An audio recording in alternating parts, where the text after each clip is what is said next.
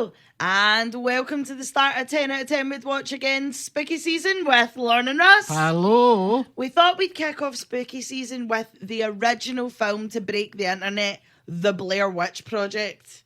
Ross, hit us with your pitch. Right, so it was released in 1999, directed by Daniel Myrick and Eduardo Sanchez.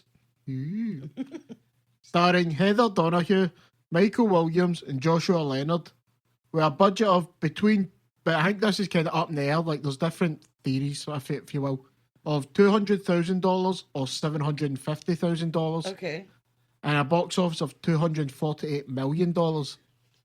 So I'd say they made their money back. Fucking 1,000 times over. Aye. And only a runtime of 81 minutes. A nice shot, boy. 100%. And I think you'll find you named the actors. They're not actually actors. They were real people, and this is a real documentary. There's still actors on a documentary, I suppose, aye. But if you want to go down that route, we can do that, aye. We'll go right down that road a bit. General overview of the film. A group of fucking morons head into the forest to make a documentary about a local witch, and it all goes horribly wrong. Aye. That is basically the film, aye. Yeah, don't watch it now, I'll tell you. Aye. No, I'll give you that. So, just diving into thoughts and opinions, this was one of those movies that I heard about. Like, I remember, like, my sister Carol saying she watched it the night before she went to Glastonbury and then was like really freaked out camping and stuff, right? And this is kind of the same way Lee told me about Hellraiser, where Carol was like, don't watch Blair Witch until you're older. Lee was like, don't watch Hellraiser until you're older. And I think there was just a lot of hype around this movie when we were kind of coming up. So I cheated and I watched it when I was 16, and I was so underwhelmed the first time I watched it. Like, oh, really? Yeah, like, really, like, the first time I sat down to watch it, I was like, this, yous were telling me no to watch this. And I was so disappointed the first time I watched it. But then this is one that, like, I've gone back to, like, several times, obviously, or else it wouldn't be a 10 out of 10 would watch again. And the more I've gone back to it, the more I've enjoyed it, and the more I've enjoyed looking into what it was like when this film came out, about all the stuff that was out that I assume we're going to talk about. So I think if this movie's not one that clicks with you, like, immediately, it will. And we're also going to go into later the different kind of theories around the film, around the plot point and stuff. I think it makes it a more interesting rewatch, thinking about the different ways it can be viewed. Do you know what I mean? Oh, yeah. See, were you saying you're underwhelmed? Have you watched Paranormal Activity before this? No, I don't think. Oh, no, maybe I had, actually. I was 16 when I watched. Yeah, we would have been about 14 or something when Paranormal Activity came out, eh? Yeah, it can't be far off. So I must have watched at least one of them. So I get you, because Paranormal Activity is kind of the modern day Blair Witch. I mean, I do think that for a lot of people, especially maybe our age and younger, who weren't of watching age when this came out. Yes. Like, maybe that would have dampened it for them. Totally. And I think as well, we've all heard from the people who were around at the time and watched it the first time how mental the experience was and what a film, blah, blah, blah. So I think this is one of those movies that, not overhyped at the time. I think it's a reasonable hype around like the marketing way, the method and stuff. But I do think, like, when by the time we got around to watch it, we'd heard like so much about it that I do think it is one of those movies that you can watch and be like, what a pile of shite. Like, see, when I was telling people we were going to do this for Spooky Season, like, the reaction was 50-50 across the board. Like, some people were like, what a fucking movie, this is amazing. And the other half were like, that is the most boring, pointless movie where nothing happens. Do you know what I mean? So I think even to this day, it's a really divisive film. I mean, I do think, in regards to, like, the divisiveness of it, is that it has had, like, what, 26 years? Yeah. So, I mean, people say that about Paranormal Activity when that first came out. That scared the shit out of everybody. Yeah, remember the trailer for Paranormal Activity, and it was like the black and white cinema, and it was like test screen audiences watch this, like, and they're all shiting themselves jumping about. Yeah, I think to really capture how well this movie was and how scary it was, is you kind of had to be there. I mean, Well, do you want to go into the marketing kind of stuff? Yes, I sure will. Excellent. I'll bounce off the back of you. This is God fucking smashing, by the way. This has not been a roller coaster race the second it started. Can you tell we're buzzing? Aye, so this one kind of wasn't the first, but I think it was the first proper good use of an internet campaign. Like, they had, like, wanted posters, they had, like, false police reports and all that, and it's like, that really separated line between, like, fuck, is this real? Are we watching, like, the equivalent of what, a snuff film, if you will? And I think that really, especially at the time where, although the internet and that was a thing, like, people weren't as savvy as, like, what they are now. As soon as something like this comes out now, you're like, all right, no bother. Aye. But it's like, for what I've looked up, it's like they had missing posters and that everywhere. I mean, nowadays you'd be like, why is there missing posters of these people like in Scotland? Yeah. But at the time, it really caught the imagination. Wait, so instead of like a movie poster, it was just missing posters? They had like mad. missing posters, like, but obviously the cinemas that had Blair Witch Project, but I think they were kind of like, I come watch these people like get killed. That's crazy. And I think like, I mean, it's crazy to me how people fell for it, but I suppose if you're caught up in the hype.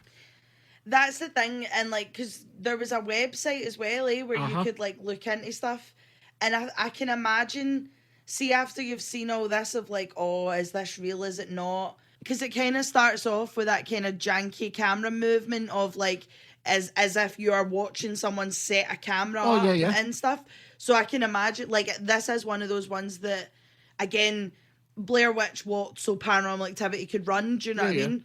And because I remember when Paranormal Activity came out, like, I remember watching the trailer for the first time and was like, I can't watch that, that's too scary. Do you know what I mean? Oh, yeah. And Paranormal Activity did the same kind of thing that this did, where it would list the actors as the people. Yeah. And like, obviously that's what this movie did as well.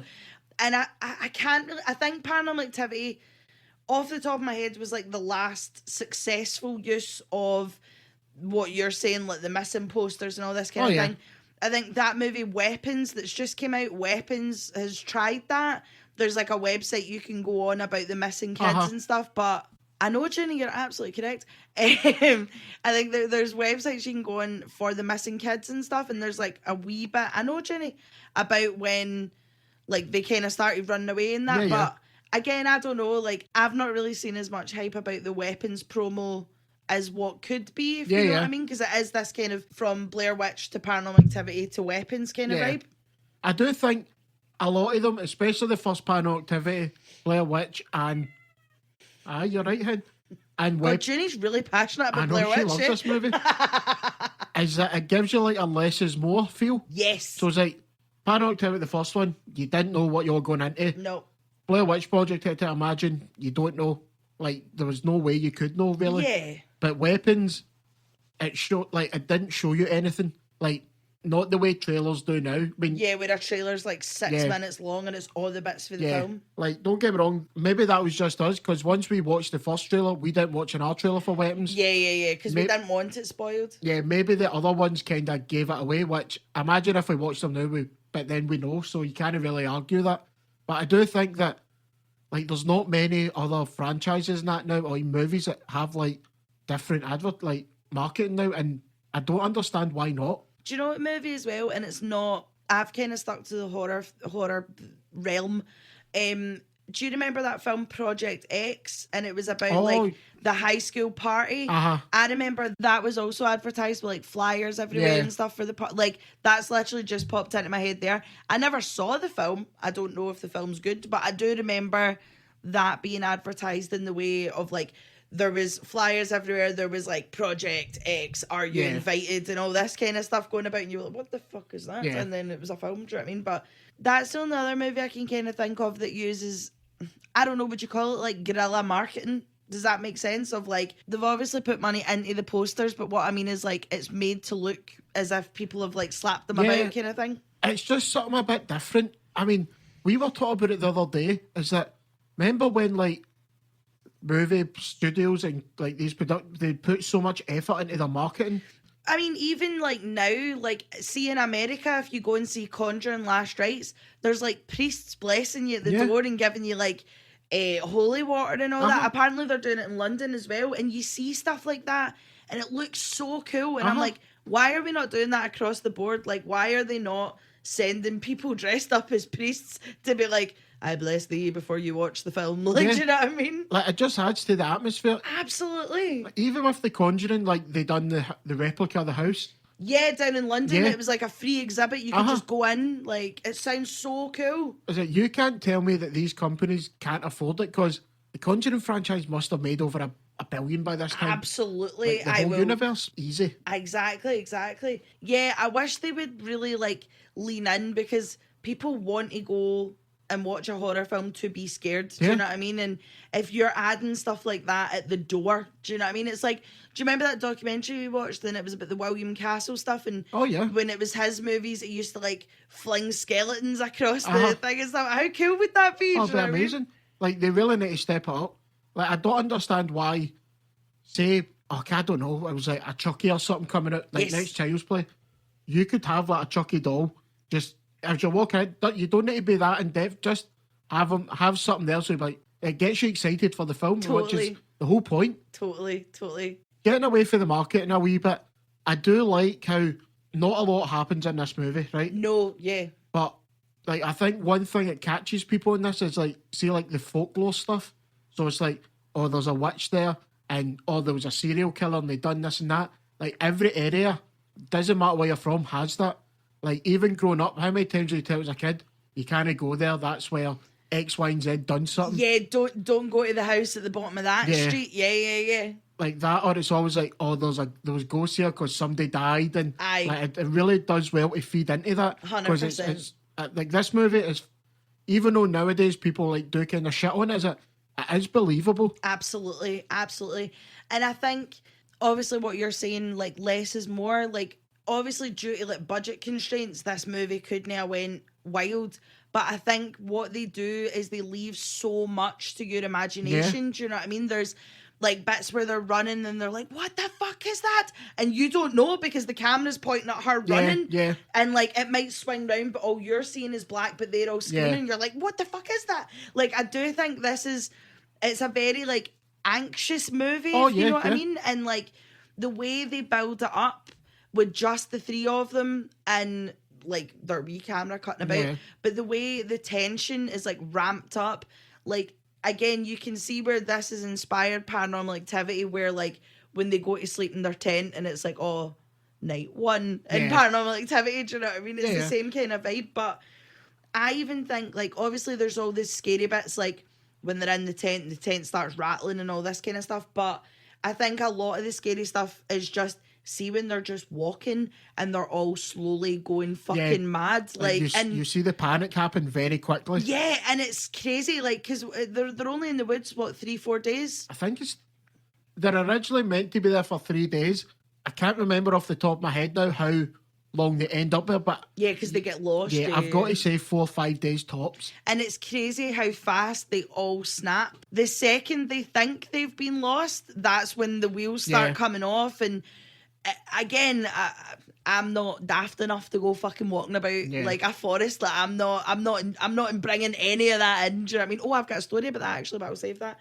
But anyway, like, it's how fast, like, even when Josh is like sitting crying at a tree and then is like, does anybody have any cigarettes? And they're like, no, and he's like, like because this movie it more relies on its sound, like its sound design and that, because, like, as I said, you don't see anything. Nope. Like, the best bits of that is just, like, it's very silent.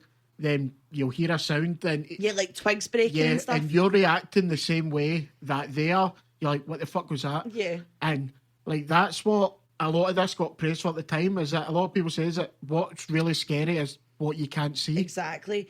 Which, and I don't know if I'm coming into any... Witch. Blair Witch. Ooh, Blair Witch.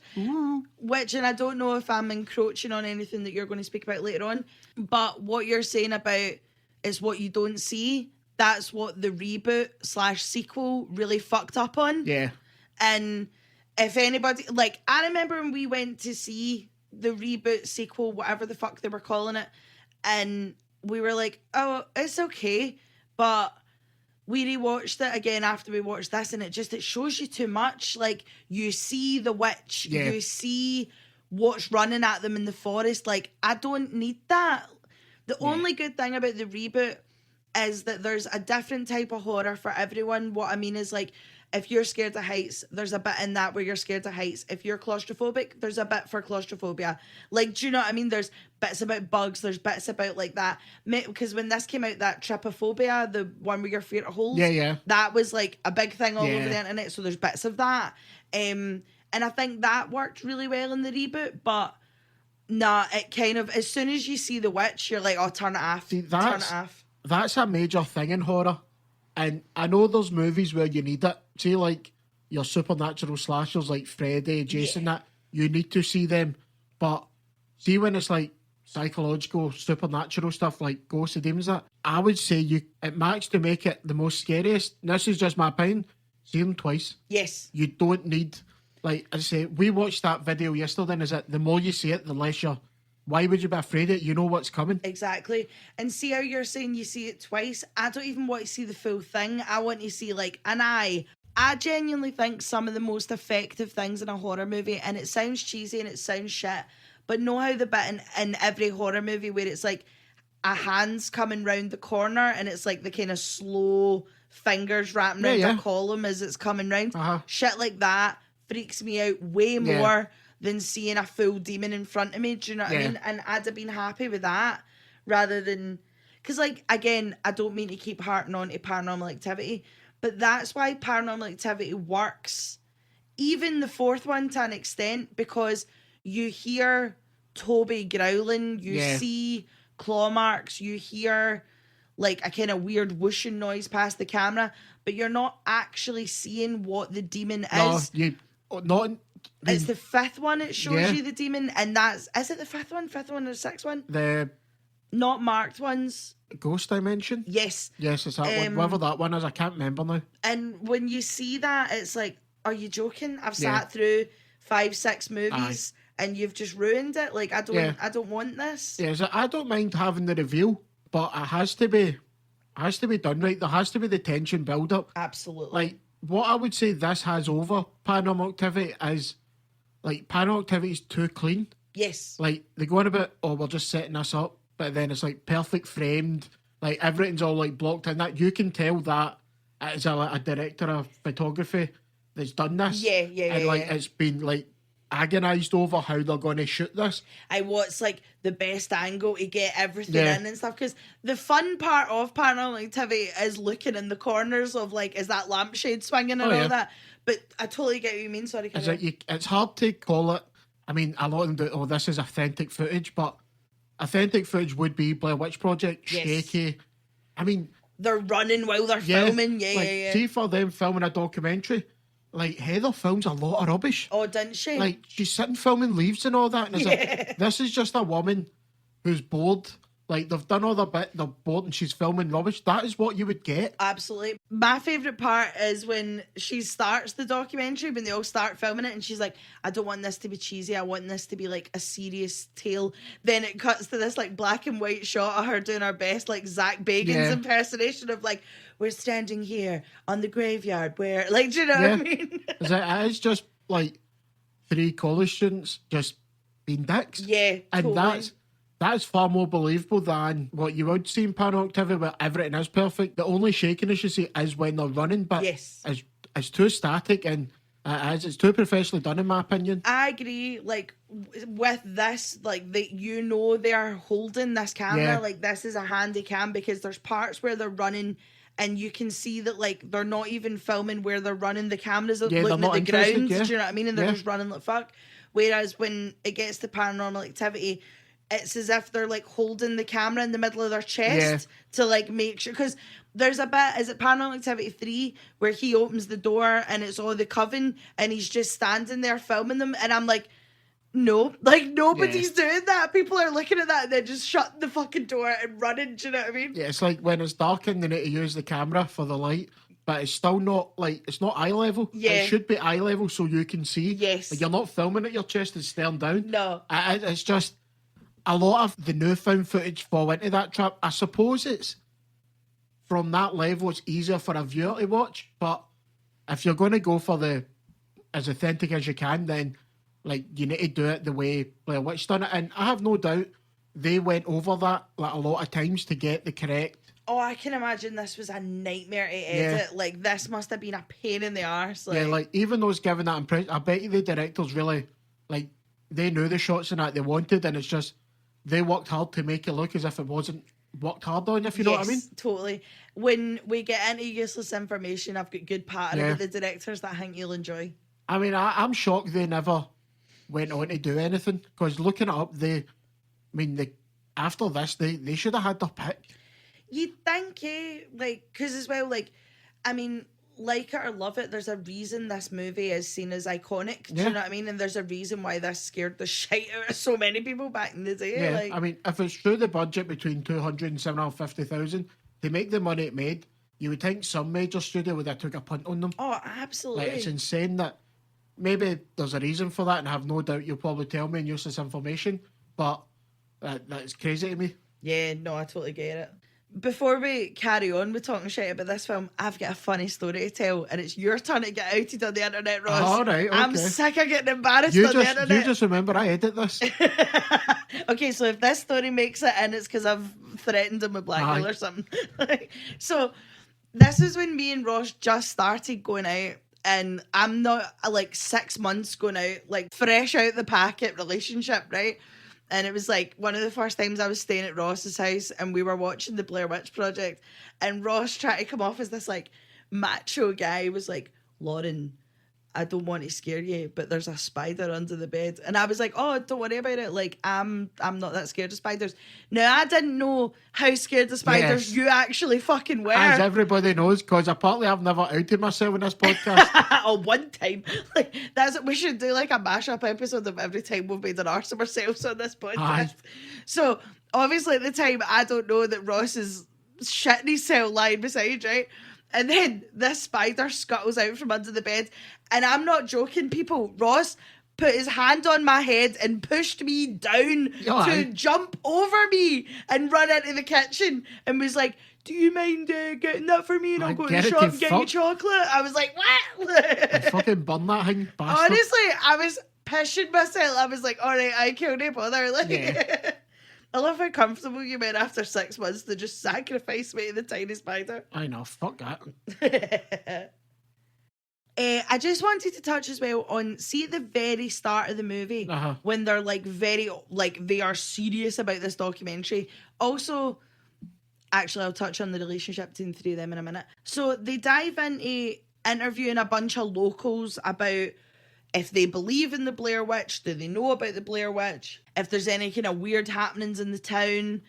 And there's like one guy who starts talking about like the Blair Witch ritual. Yeah. Like, so what she would do was she would grab kids from the town, take them back to her witch cottage, make one stand in the corner covering his eyes while she killed the other child. Yeah. And then when the other child was dead, she would take that one from the corner and kill them as well. Yeah. And there was also a serial killer from the town who copied the Blair Witch. Well, that's what he's saying. Again, the start of it's all these kind of like overlapping stories of like, was that a Blair Witch? Was that a person? Blah, blah, blah. It kind of lets you make your own mind up, which is really cool. Exactly. And there's like people in it that are doing the interviews that are like, nah, a lot of shite. And then there's another one who was like, I don't know if it's real, but I just don't go there. I just don't want to chance it. Yeah, I'm not tempting fate here. But the kind of overarching consensus from everyone is just, please don't go in the forest. And obviously the next thing they do is go in the fucking forest. Yeah, I think a lot, even the ones who don't believe it, they're just kind of like, bad stuff happens in that forest, so like you're better off not going. Yeah. I mean, this is how I know that I would be fine in this situation. Because if anybody turned around and was like, don't go that way, it leads to ghouls and goblins and spooks, I'd be like, cool, no bother, I'm away up the road. Like, you know what I mean? I'm not throwing myself and life in danger in situations for a shitty fucking documentary. Yeah, not for a college project anyway. No. Sorry, if yous are hearing a lot of background noise, Junie's going absolutely ham in a cardboard box. Yeah, she's been very needy today. Clearly she has thoughts and opinions about Blair Witch. 100%. See as well, obviously at the start of the film when we meet Heather, Josh and Mike, they set up the relationships like instantaneously. Like Heather and Josh know each other. They're the ones that are actually doing the documentary for college. Josh knows Mike, who they've hired as like the sound guy, other camera guy. But Heather and Mike don't know each other. So like immediately we've got the relationship set up, and even like the further they go into the forest, you can see like Mike is really, Heather's doing his nutting. Yeah. Then Josh starts, then the two of them start slagging her. It does become very, there's parts that are really uncomfortable, like where the two of them are just like laughing at her and being total dicks to her, and it's like, I don't know if I like that. Like, one of my issues with this film is the three cast members that aren't likeable. No, every single one of them is a tough hang. Like, I feel like even as they go on, and understand in that situation you would be stressed at that, but they turn on each other very quickly. Like, do you get what I mean? Is that absolutely, they're not supportive in any way. As soon as one of them's struggling, is that I just fucking leave, like, not leave him, but is it leave him to it? Like, he'll get over it, and is it, where's the support? You're in this together. Yeah, and even like down to, obviously it was 1999, so they had a map. Do you know what I mean? Like a physical map, which I'd be fucked. I don't know how to read a map. No like, chance. Honestly, I would be lost without Google Maps. Oh, fuck it. But like, so even when it comes to them talking about the map, and they're constantly arguing over it, even though Heather is like, I know what I'm doing, I know where we're going. But they're constantly like, no, the fuck you don't, no, the fuck you don't. And then obviously as the movie goes on, and you don't know if they're lost because they're lost, or if it's because the Blair Witch is kind of fucking things about. Like, they're constantly fighting over this map, and who's in charge of it, and who's going where. And then Mike kicks the map into the creek, and they lose the map entirely. And like, they're going off their nut because they're like, you have fucked us, like, we're lost now. And he's just laughing, like, they're all just... Even that, the fact that Mike kicked the map into the creek, because he, in his words, he says it's all Greek to me, throwing the other two at the wolves. Yeah, do you know that's what I it. mean? It's just in a moment of like anger for him. Absolutely. Because he says they're lost. Now, at this stage, they're not lost. No. Like, Heather says she knows if we keep walking this way, we will be at the road, and they just don't listen to her. Yeah, there's a part what she says, but I won't get into it because it's in my A's. But there's something she does say that would have helped them, but that we'll get into that. We could discuss how we think it's different. Right, okay. The first night, and I might be misremembering, even though we only watched it like a couple of days ago, is that they start hearing noises, but I don't think the audience does. Right, absolutely. I don't know. I was going to say the same thing. I don't know if it's because we've got a shite telly without a soundbar, right? But they're sitting there and they're like, oh, do you hear that? Oh my God. And I'm sitting there like, Ross, turn it up.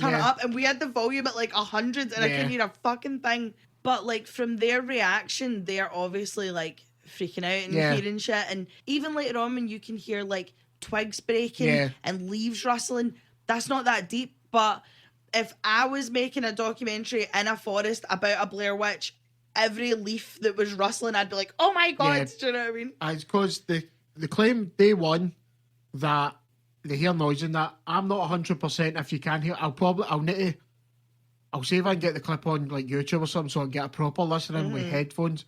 We'll not be paying for headphones. But then... Fucking need to watch this one. Because I don't think... Is that the time when the twig snap, or is that in day two? Day two is when the audience hears the leaves and twigs and stuff. Because they say, because there's another noise going on, but we don't hear. But then in day two, they're like, well, how is that? Like, how is that noise here? On subtitles, when you watch this movie on subtitles, it comes up like brackets low rumbling. Okay. So, like, there's something going on, do you know what I mean? But they're miles away from where they were. Yes. So is it, how can we still hear that, like, this close? Because the Blair Witch is following you. Yeah, because they told us that there's got to be something following us. That's when it really starts to be like, oh shit, here we go. Yeah, and they find this like graveyard that they think is for like the missing kids, but there's just like piles of rocks. Yeah. And then is it Mike or Josh trips over the rocks by accident, but like fucks it all up. And then one of the nights there's a pile of rocks outside their tent. Yeah. I'm not joking. These people are so much better than me. Because after night 1, I'd have got the fuck out of there. I'd have been like, I'm doing nothing else. I'm away. You've got to think, especially at your tent, when they pile of rocks, you got, like, somebody is here. 100%. And the fact that, like, they're following you, because even if you don't think the Blair Witch is real and that, your other option is there's a person out here following us. Absolutely. And when we sleep, that's when they're doing it. Yeah, because you can put twigs and leaves down to just like wildlife cutting about, but an actual physical thing outside your fucking tent, I'm away. Oh, it's a structure made. I am away. Yeah. That's the thing. I'm a shitebag, but that's why I'm alive. Do you know what I mean? Like, I am very wary of things. Yeah, like the only other thing hanging than the Blair Witch, like scarier than the Blair Witch, would be an actual fucking person doing this thing, because I'm like, fuck this. Yeah, like, absolutely not. There's some psycho banjo playing arsehole. Like, I've seen Wrong Turn, I know what happens. Yeah. Like, I'm not dealing with that. And then even like when they're trying to get back out, when they've lost the map, and they're like, if we just follow the creek, we'll end up somewhere like near civilization. And then that's when they go through the trees where all, like, the stick figures are. Yeah. Now, this is a story I was talking about earlier on, right? So, I mentioned it in Dog Soldiers, but Ainsley used to live in Fort William, right? And there was a day where we were like, let's go on a nature walk, right? And we went through the wee glen bit, right? And we were going up and round, and there were, I swear to God, honestly, I was sitting there and I was like, I will go no further, right? There was a bit in, like, we weren't, like, in a foresty bit. We were just walking past, like, a wooded bit, right? Yeah. And there was literally a pile of rocks round to make, like, a fire pit. I'm assuming that's where the local BAMs are going, right? Yeah. But there was stick figure on the fucking trees, on the rocks, on the ground. And, like, I mean, like, my pal went to go and pick it up, and I was like, fucking put that down now. Ainsley's at the back with the dogs, like, what's going on? We're like, nothing. Yeah, like, for such a nothing moment, like, it's just sticks that. It is creepy. 100%. Like, it's amazing how something as simple as rocks being placed and sticks being thing, it does really just ramp up it. It's like, who's doing this?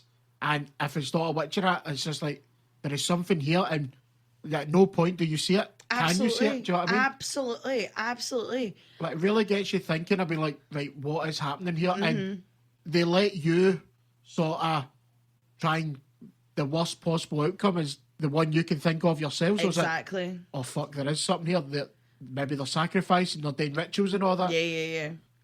Like, they're making you do a lot of the work yourself. Absolutely.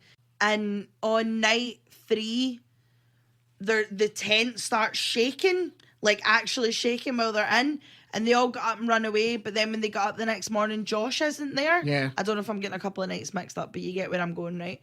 And they're, like, screaming for Josh. Josh is gone, blah, blah, blah. So, like, even that alone, right, of there was once 3, now there is 2. Yeah. I'd be like, no. Like, absolutely fucking not. Like one person has just straight up vanished. They've not even taken their stuff. Their bag's still there. Yeah. And they've just vanished into thin air.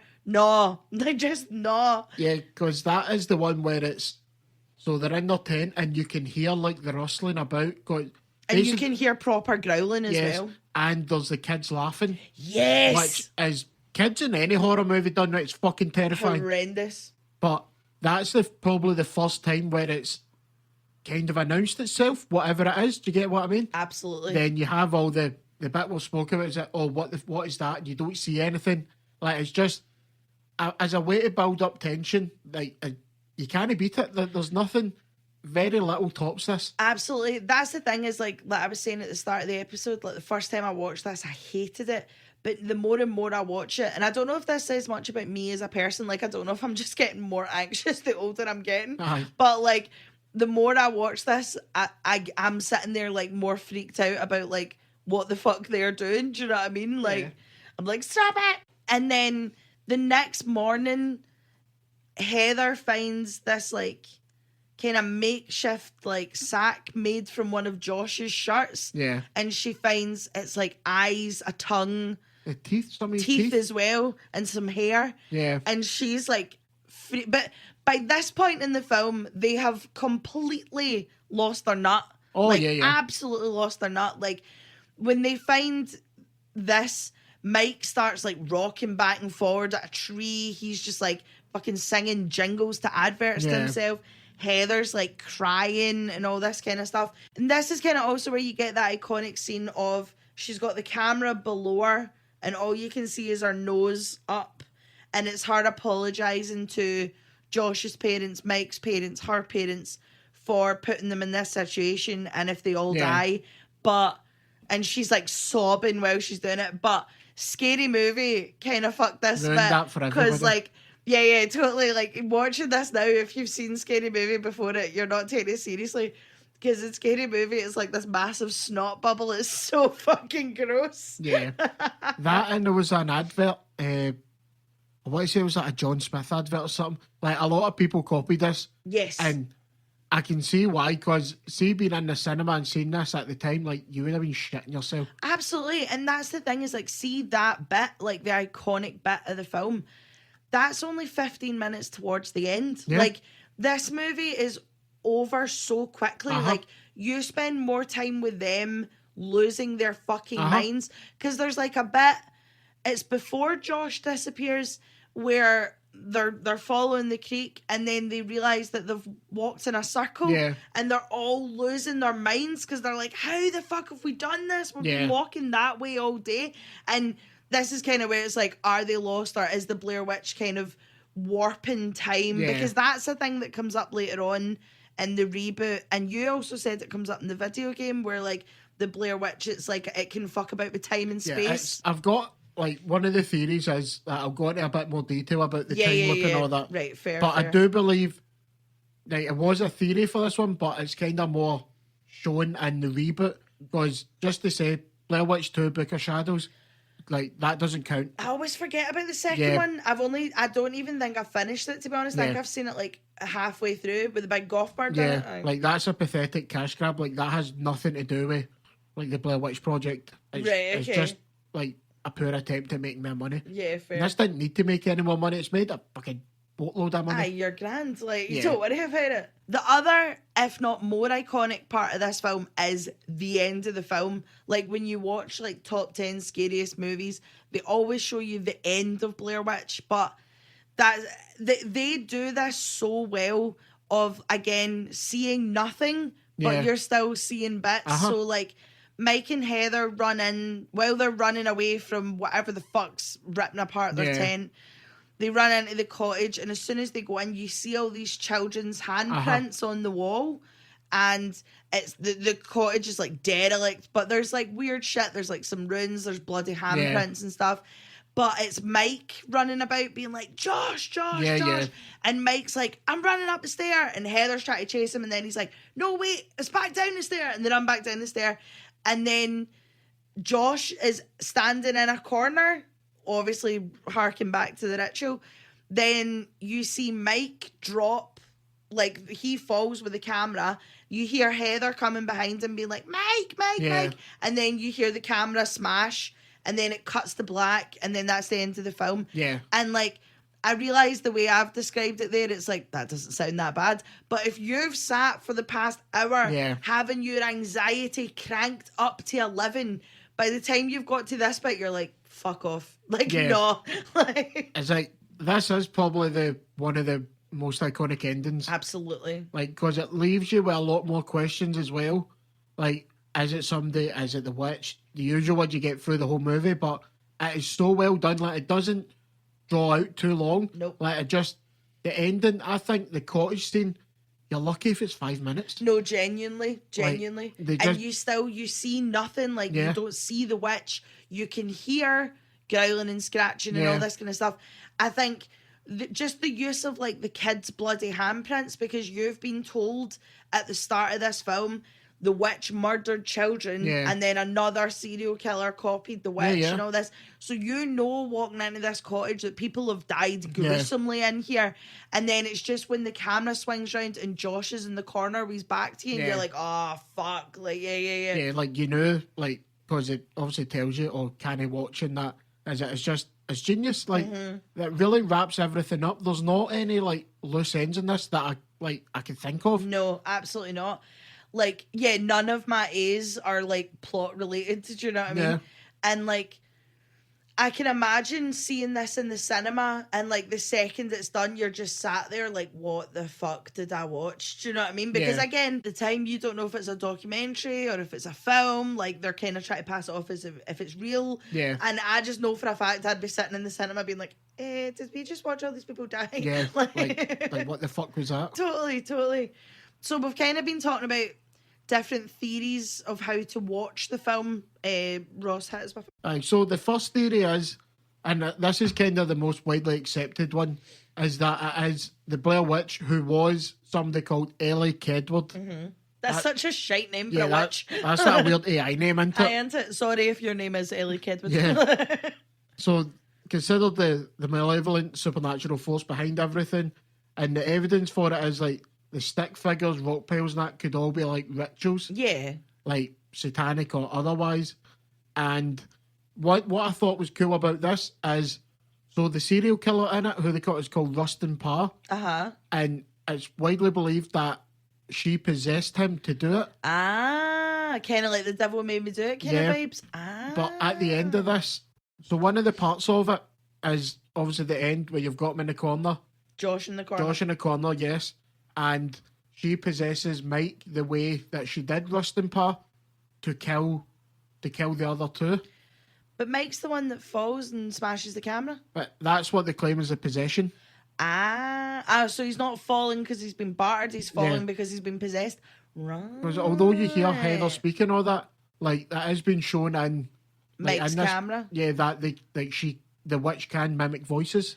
Oh, because you've got the kids' voices and that. Yeah, obviously. Right. Okay. Yeah. Cool. Nice. So it's basically that she's possessed one of them to kill the other two, then no doubt go on to kill. Because that's what they say about Rustin Parr, that he killed himself. But did he kill himself, or was it the Veach? The Veach. Yep. I do love that. See if it's like a witch thing or just like a general demon thing where they can like mimic like people around you, because that would freak me the fuck out. Like, yeah. As I say, there's evidence of being able to do it with the kids and all that. Yeah, totally. Right, so theory 2, which I think's probably my favourite and it'd be better if it was true, is that Mike and Josh are the killers. I love this one. Yeah. So this is probably the most popular theory out with the actual, what they think's a Blair Witch. Yep. Is that they done it to kill Heather for their own, obviously they wouldn't give you a reason. So the evidence for this is that Mike is the one who loses a map, i.e. kicks it off the creek. Yep, and they like bully Heather the whole fucking movie. Like, and that kind of dooms them in a way, because like they cannot get out. Like they don't know their way home or way out the forest. Mm-hmm. Apparently another thing somebody's added is that for the stick figures and sounds and all that, it's just to terrify the shite out of her. That's fair. Yeah, but I think it's just pure evil. Yeah. Which I think's really, I mean, how much would Josh need to hate her? That's the thing. Like, I think if you take out the supernatural stuff and genuinely just watch this as these two are plotting to kill her, it's nuts. Now, I don't know if you're going to go into this, but it kind of falls apart at the end. Like, the theory kind of falls apart at the end because obviously Josh is in the corner and Mike gets fucked up in that. But I do think it's really interesting to watch this from that perspective, because they're so fucking horrible to her. And then obviously Heather doesn't know Mike, so she wouldn't be like, oh, he's pure dodgy or anything like that. Like, only Josh and Mike know each other. And it's obviously, like you're saying, Mike kicks the map into the creek and stuff. You're just like, what the fuck are you doing? Like, see, were you saying that, like, make it look dodgy and that? Is it apparently part for the final scene with him looking away and that? Is it so they could use it as a reason? Oh, we were possessed because this happened to Rustin Parr. And like him being in the corner with your back turned is kind of the signal for the other one to kill Heather. Right. Okay, cool. Yeah. Which I found is pretty cool, and that is cool, actually. Okay, I take it back. I think it's really a theory that's been fleshed out. Yes. Probably too much, but it's one of those ones that's been fleshed out to make it a better story than what the original probably could have been. Yeah, I think if you're no into believing that this is a big bastard witch chasing them about, it's easier to believe that two men would lead her in under the guise of we're making a documentary to just bam her up and murder her. Do you know what I mean? Because it also brings into the reason why Josh goes is that he could be going to set up, because they would need to kill her and they would need to like basically get a plan of what to do after she's dead, and they would need to get away. Yeah. So he could have supplies and that ready for them to go. Ah, that's cool. No, this is my favourite theory. Yeah. Like, and I do think it adds to the watch. Do you know what I mean? When you think of it through this lens. Right. So the third theory, and this is a bit of a weird one I didn't really think of, is that see one of the women they interview, Mary Brown. The really skinny one at the start, really creepy looking one. The one in the trailer, remember? Yeah. That she is the witch. Oh, okay. And the reason for it is during the interview, you see her gate and it's got all the twigs and all that. Ah. I think it's a bit of a far-fetched one, but she has claimed to have met the witch before. And there's some people are saying that she's the reason for all the supernatural shit happening because she met the witch and spoke to the witch. I mean, fair fucks, yeah, like invoke the witch kind of thing, yeah. Like she really pushes all the supernatural stuff. Is that to just get them in the woods so she can do what she wants? That's fair, yeah. Yeah. Now, the fourth one, and we'll kind of need to go into the second one about this, is that it is a time travel or a time loop movie. Time and space thing. Fuck. Oh, that one I'm already kiboshing. Yeah, like the characters are caught in a time loop and they keep travelling back to when at the era of Rustin Parr, like the killer. I can't remember the years, but they travel back to his time of killings. Right, okay. Kind of gives a reason as to why they keep walking in circles. Okay. And they keep, it's the exact same spot they return to every time, that log, because they notice it. And the idea that that house would still be there, even in that state, because they said that it got demolished. Yeah. Oh, yeah, of course, yeah. And then it's still standing. Yeah, right, how's it still there? And this leans into not the second one, sorry, the reboot, because the house is in perfect nick then. Right. But yeah. You're going, so you're talking when the sequel came out in 2016. 2016? Yeah. God, right, okay. So that's another 17 year on top of this, so it's I definitely shouldn't be there. I mean, they kind of go into it in the reboot, is that, how's this the exact same? I think they're leaning more into it being a time loop because it's always dark in that as well. Yeah. Whereas this one doesn't, but it's just, I thought it was a cool thing, a theory to add into this. Yeah, because the reboot sequel, like, that's permanently in the dark. Like, the second they hit the forest, it's literally night at all times. Whereas at least in this one, you get a bit of daytime. Do you know what I mean? Yeah, so that's the theories that I thought they were quite interesting. Quite cool. Really interesting, but I'm going to stick with either the Blair Witch is real or that Josh and Mike did it, because I think they're the more plausible ones, if you know what I mean. For the sake of this, try to be realistic. Those ones make the most sense. Yeah. I do like the creepy neighbour that's, like, bringing it all in kind of thing. Like, she's luring them out of the woods with the thought of supernatural stuff going on, then having a way with them killing them. If I was doing a documentary and that many people at the start of the documentary were like, don't fucking bother, stay out the woods, leave it alone, I'd be like, no danger, mate, no danger. I'm out of here. 100%. So, get them to fuck. Like, if you're stupid enough to go into the woods, wire in. Yeah. So, what's your let's go moment then? Genuinely, I think it's the end of the film. Like, see when they're running and you can hear the crunching behind them, and then you just hear Mike go, I see the house. You're like, oh, fuck, here we go. What about you? I've got night one, just when they start freaking out about the noises and that. Yeah, but you can't hear anything, but you're like, oh. Okay. So, like, you're kind of pricked up, like, wait, what the fuck's going on here? Yeah. 100% that. Do you have a favourite scene? Yeah, mine's just, fun enough, night 3. See when you hear the kids laughing and like you hear the scratching and all that. The tents going and that. Oh. Like that's just before it really goes to shit for them. And I think that always gets me, that scene. Yeah, totally. I didn't really know what to pick because I really do think this movie is like an anxiety-inducing mess. Yeah. You know what I mean? Calling this a favourite scene is might be a bit rude, right? But see just the bits where they're starting to really lose it, and you can see that they're trying to grip on any semblance of like reason and rationality, and you're literally watching them lose grip. Do you know what I mean? Yeah. And it's I'm not saying that's a favourite scene because it's so like great and pivotal, but I think the scenes are so simple, but the three of them, it's so convincing. Like, I don't want to be like the three of them are the greatest actors, but they do it so well yeah. between like Mike going off his nut singing the American national anthem in the corner, Josh like rocking back and forward crying about cigarettes, Heather's fully like, it's okay, we're okay, if we just keep walking this way it's going to be okay, and it's like, it's not going to be okay, stop saying it's going to be okay, do you know what I mean? I don't know if that's like a pure, it was a favourite scene, but I love how they portray it, do you know what I mean? I think it's really good. Their portrayal of these characters is amazing. Yeah, totally. Right, will I dive into useless information? Aye, go for it. Okay, so the film made it into the Guinness Book of Records for box office to budget ratio. Yeah. Obviously, you gave us the figures at the start. It's crazy that's how much money they made off of the tiniest budget. Yeah. The film was shot in 8 days and took 8 months to edit. I'm surprised it only took 8 months to edit because of how shaky cam it all was. Like, where are you matching that up? Obviously, they did it, but... I imagine they would have probably been, like, they've just shot so much footage, like, probably about 15 hours or something, and I could imagine 8 days worth of stuff to cut it down to an hour 20. Yeah, totally. Like, a lot of effort. Totally. Before the film was released, the actors were listed as dead or missing on the IMDb page. See, that's genius. That's so cool. Yeah. Like, I'm not saying I want people like to be dead in movies, but it's just so cool. Yeah, it just makes sense to do it. Totally.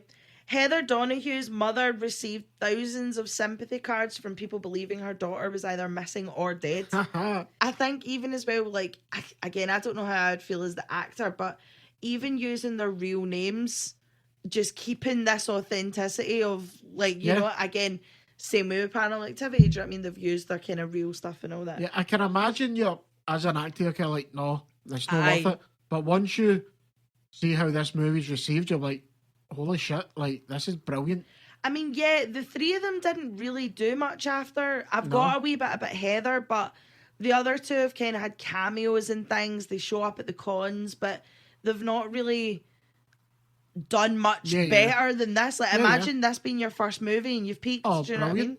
So you'll like this, but this obviously isn't a who was almost in it.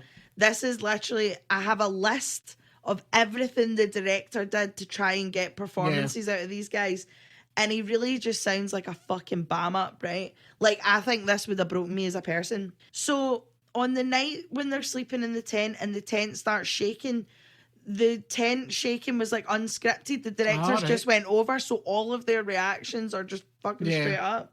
To promote discord between the actors, the director would give them less and less food as the shoot would go on, but then pick a favourite cast member and give them a wee bit extra. So then the other two are raging that they're starving and this one's getting biscuits. That's weird. I mean, if you want to go to these levels to get your performance out, your actors wiring, it's clearly worked. The movie's great. When Heather, Josh and Mike realise that they've been walking south all day, the reactions were real because the directors gave them the wrong instructions, like the wrong directions. Yeah. So they genuinely were following this map to where the director said, and they've fucked it. Aye. So them going after not totally real.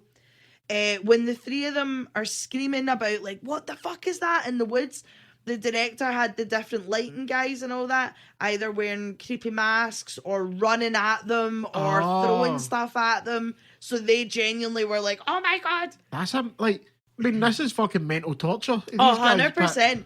Fuck me, that's brilliant. This feels like it should be in like some kind of psychology course of like how to break a person. Like, you can have actors playing scared, or you could just scare the living shit out of them. I suppose that's easier, isn't it? Totally. Exactly. You're not sitting for ages being like, can you get into the scene? Aye. Can you prepare? Like, you're not acting, you are actually living this. 100%. Heather and Mike were unaware that Josh would disappear halfway through the movie. The director left a note in Josh's sleeping bag saying, wait till everyone's asleep, then leave. Your character is now dead. You are free to go. Josh said that he was glad to be cut short because he had tickets to a Jane's Addiction concert and he thought he was going to miss it. Oh, fair enough, aye. But could you imagine that the next day and you're like, what's going on? And just the last bit, which I was like, good for you, Heather. Heather Donahue had such a horrendous time after the film came out, receiving death threats for putting the boys in danger, abuse, genuinely, like, thousands and thousands of, like, death threats, hate mail, like threatening her family and stuff like that. Fuck like, off. oh, you ruined Josh and Mike, so we're going to ruin you, that kind of thing. She also found it difficult finding other employment in acting because obviously everybody only saw her as the bird for Blair Witch. Yeah, you're not going to get it. Absolutely not. She stuck at trying to stay in acting until 2008. Then she retired and pursued a career in medical marijuana. So good for you, Heather. I really kind of hope she's cashed in on the Blair Witch thing and like her dispensaries all like themed. Well, that'd be class. 100%. That's all my useless information. Really, I just wanted to talk about the mental torture that the director put them through. Yeah. Like, that's crazy to me. The only other thing I'll add to that is I'm pretty sure I read somewhere that the three of them were suing because they did not get paid fairly for what... Oh, really? Yeah, like, they want a share of what the earnings was. That's absolutely fair. Yeah, absolutely fair. I don't know if it was a deal at the time that you'll get a cut of the earnings or you can get a flat fee. Right. But they obviously didn't expect this movie to make $250 million. Yeah, of course. And I'm sorry, for 8 days of mental torture, you will give me my tick. Do you know what I mean? For even a percentage of that, like, you're making bank. Like, that... 100%. I'm going... hopefully they win, but that money's long gone. That's been put into fucking accounts elsewhere. Yeah, I mean, I hope so, like, because, I mean, I know the boys, they've been in, like, they've had cameos in, like, wee kind of TV shows and stuff, and they do show up at, like, all the kind of cons for it and stuff, so they're obviously making money out of it, but if you're sitting there knowing that this movie made millions, like, geez it. Like, they should be getting $2 million each, at 100%, least. 100%. For their troubles. Hit me with your Ace. I've only got one. I've only got one, and it's Heather's refusal to stop filming. No, I'll give you that. I'll absolutely... Mine's just kind of linked to that, actually. You go first. Like, I understand up until essentially her apology, like when she's, like, the famous scene where it's just her face. Yeah. Why continue after that? Yeah, like, that camera would be at the bottom of your fucking bag, and you're like, right, Mike, get us to fuck. But then I suppose... You're that far deep into it, like, you're already lost, you've lost one of your guys, you're frazzled out, you're not. Of course you're just going to be like, well, fuck it, I might as well finish, do you know what I mean? But that's something that's kind of holding you back. Like, see if that was me, that camera's getting yeeted to fuck. Yeah. That camera's in the crick, like, yeah. It almost feels like to me where it is that she's still thinking about this documentary, and I'm like, no, hen, you're dying here, like, wrap it. Josh says that to her though, like, remember when they're all fighting and they're telling her to put the fucking camera down and all that, and she's like, no, I'm filming a documentary. And then Josh takes the camera and is like, oh, I see why you want this, like, this makes it feel like this isn't real, like, this is just a film. And you see her when she doesn't have the camera in her hand, you can see how, like, insecure and scared and that she is, do you know what I mean? So, like, I would understand if the camera stayed our, like, security blanket, do you know what I mean? Of, like, fuck it, like, we're getting something here, do you know what I mean? But I agree, like, I do think, see, even, like, the first time I was lost, like, I wouldn't be documenting the fact that we were lost. I'd just be like, I'm going to put the camera away until we figure out where the fuck we're going. Pick us back up. Exactly. Because I'm not on the boys' side, but I do understand. See, when they are lost and they're trying to figure it out, and she's sitting zooming in on them and all this kind of stuff, I would get pissed off with that too. I'd be like, my God, you got a fucking camera in my face. Like, this is not my best moment right now. I'm throwing an absolute tantrum. Like, you're catching people as they're scared, they're hungry, tired. They're getting chased by some fucking evil entity. Yeah. Is it, why would you... And this goes further back into my theory that they killed her. Why do they want footage of them there? That's true. True. Because, like, ideally, you don't want any footage of he's been there. Just like, where is she? I don't fucking know. I don't know. Yeah. Because mind in the middle, he's like, we need to return this camera to get the money back and all this kind of thing. We're going to be late and stuff. Like, if they did kill her, they've left a fucking paper trail, man. Like, there's a camera lease place, like, looking for them. I can't remember what they said it was called. There's obviously the motels they've stayed in are going to have their names on it and stuff. They've not done this well. If it was them that killed her, there's no way they got away with it. Do you know what I mean? 100% no. So what is yours then? Mine's is camera related right now. We were around in 1999, but you know, we were Wayne's. Like, I'm not observant of the technology of 1999. That camera is on basically, say minimum 12 hours a day, minimum, right? I would say for when she wakes up to when she goes to her bed. 100%. Like, even like when they're sleeping and then they turn the camera back on and they hear stuff outside, right?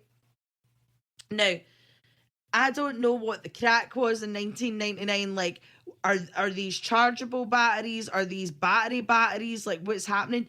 That camera does not fucking die. Because I remember the drawers in my house were full of batteries back in the day. Do you know what I mean? So, like, what Duracell numbers are running this camera? Or, because you've not got a power bank for this. And if you're renting this camera from somewhere, there's no fucking way that's the best of gear. Because that's going to have been rented out to hundreds of people before you. Yeah. Like, you're getting it on the arse end of it working. See, mine's isn't even about the battery, it's the storage. Like, that's like memory cards and stuff. But that you're not even getting memory cards like that. A lot of that's built in. Like, you would, I don't know if you're hanging, but it's like big bricks you would like attach to it. Yeah, I remember my uncle had like one of the handheld cameras, and if you wanted to watch anything from it, you had to like plug the red bit into that bit and the yellow bit into that bit, and then plug it into the back of your telly and all that kind of stuff. Like, but yeah, I remember him cutting about with this thing all the time, but I don't remember like a battery situation. Also, I was like, what, 5, 6? I'm not going to be like, what batteries you using? Do you know what I mean? How much storage is that? But that's like my 1A of just like, what fucking camera is this, and why is it the longest lasting thing in the 90s? I mean, this is like, I said I've got one. I actually had 2, but this one's a lot of shit. Right. I've kind of undone my own A. Is why didn't they just keep following the creek? Now, this is quite apparently a known survival thing. And see if you follow water, follow the creek, because that is going to go either to land or like to a bigger like body of water, and you can apparently find your way out for there.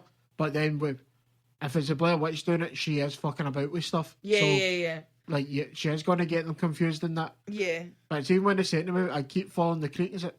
She just kept doing it, but supernatural. No, but totally, because there's even ways where she's like, oh yeah, just go that way south. I'm like, is it? Yeah. Like, I remember, did you ever do it in primary school where you got sent to like we would get sent as like a class to like Burkittsville for like a week, or like Abernethy for a week or something, and you would do like orienteering, map reading and all this kind of stuff. I was shite at it. Like, they just used to like let us go. They used to give us a map and be like, find your way here. Yeah. And I was just like, I can't read that. I don't know where we're going. I have no idea what I'm doing. No, I was a walk until you find somebody else that looks like they know what they're talking about. Yeah. Were you ever good at that kind of stuff? No, it was a fuck. I know. I don't know. Nah.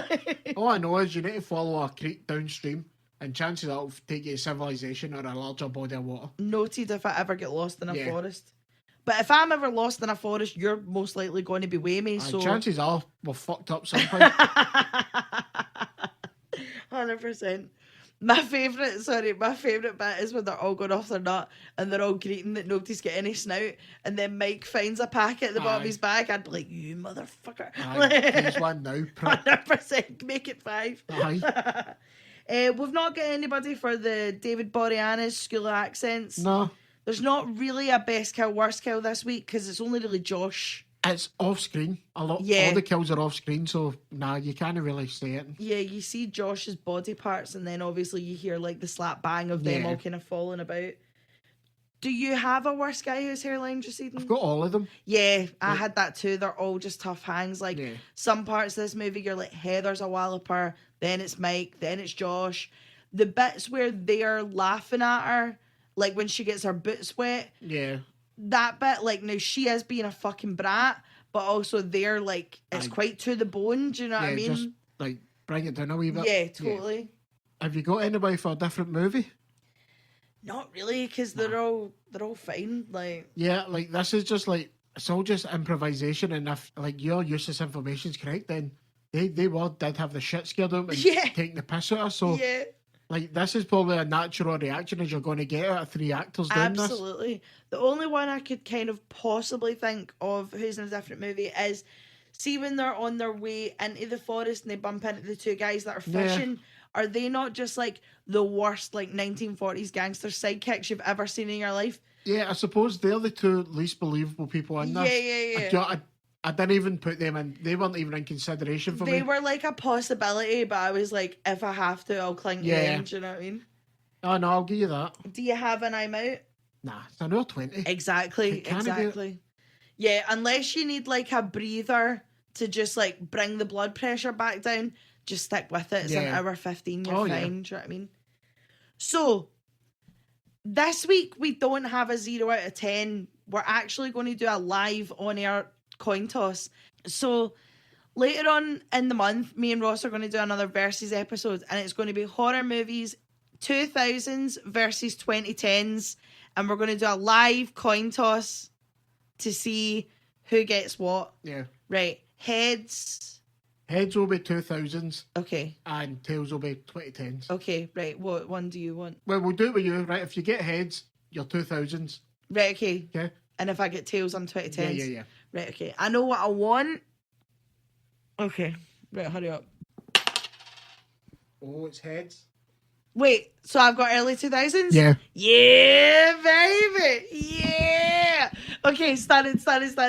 I'm going to wipe the floor with you, Ross. I'm going to do it. I've already got a few ideas in my head. You're fucked. Right, okay. Well, wait. Because we need to, we've discussed categories, but we need to really, we'll see how we go. Like, yeah, but, yeah, you're beat. Sorry, him. No, listen, before we go any further, before we end this episode, I want to say here now, there will be no more of your dog soldier's pish. Whatever the category is, you will fucking stick to it, Ross. Because I will have no more cheating. Oh, dog soldiers counts as a live animal. No, it fucking doesn't. No, there are rules to this one. And I may follow them. I might know. I don't know yet. I'll see how stuck I get. No. You're not surviving spooky season. Versus episode will be the very last episode in October. So we've got time. Yeah. But we figured... Aye, we've got 4 weeks to come up with it. Aye, that's fine. I'm feeling good about this. Aye. So, thanks again for coming to our Blair Witch Project episode. Next week, we are conjuring up something good for you guys. See you next week. Bye. Bye. I'm coming to get you, Barbara.